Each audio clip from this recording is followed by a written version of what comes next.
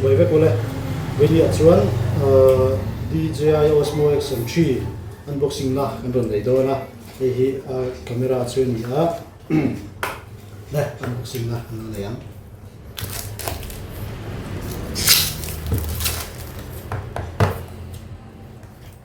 hi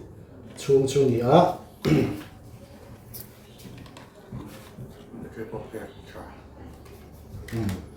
hi camera tak tak chu ni a moi don viau ani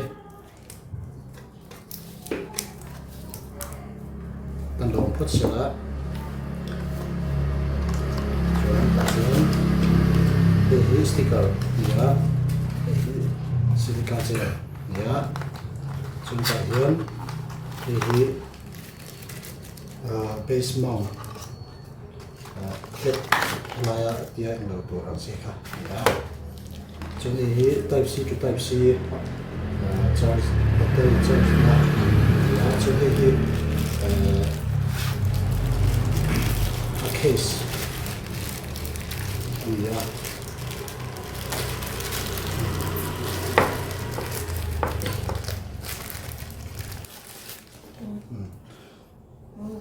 hi case ni a mi thun na tur hi ni a chuan hi a lens cover rubber ani a chuan hi a battery ani bok a kha zong kha ani a chu kha zong kha ni dual ni hi box chung ami kha ani ta a hi a main camera ber chu ani a na no hon si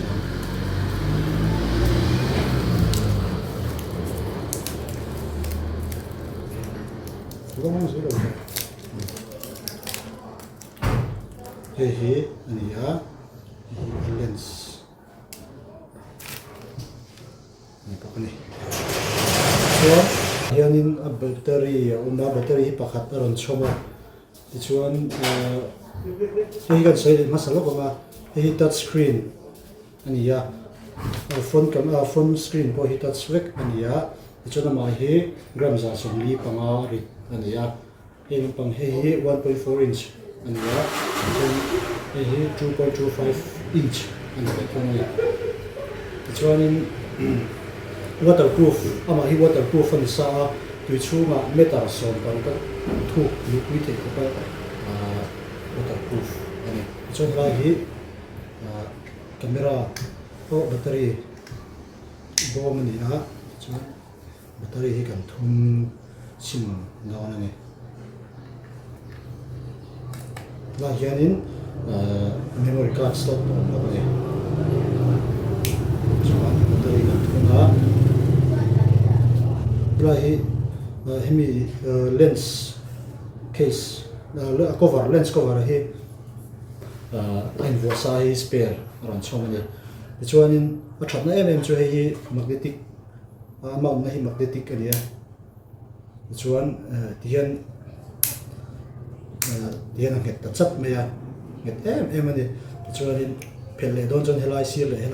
mi anga ya khan me de me tur ni an het ani hi awesome ma hi te hel chu mai lo khanin ten thon zung the ya hi chat ve na ro kha ti chuan hi a case ani ve le a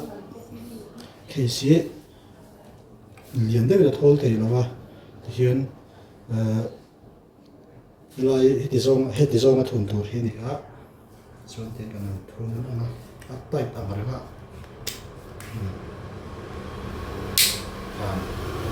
chuan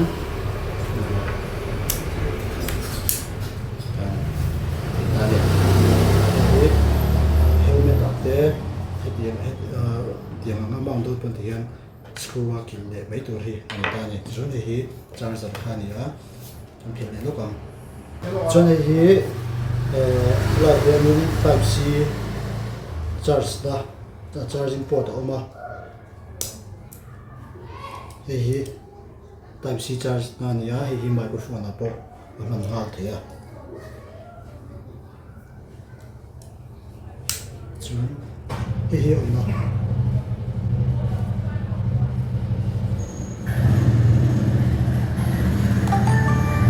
setup nga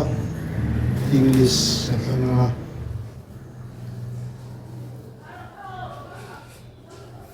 hi QR scan na DJI Mimo app ni na connect na on boka chuan hi skip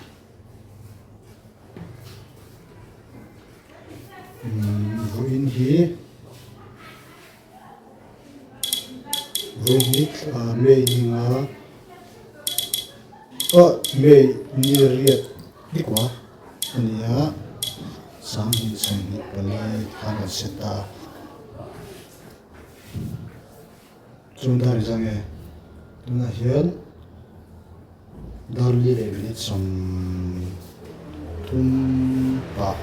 sai ne ala ko ni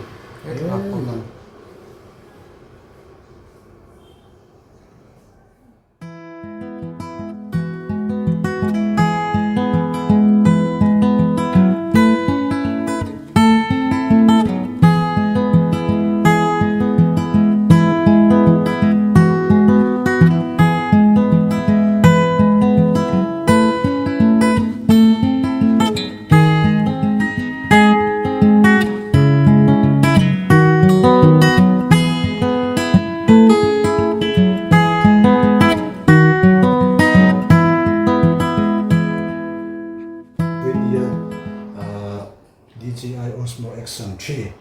video unboxing video kan nei te chu ani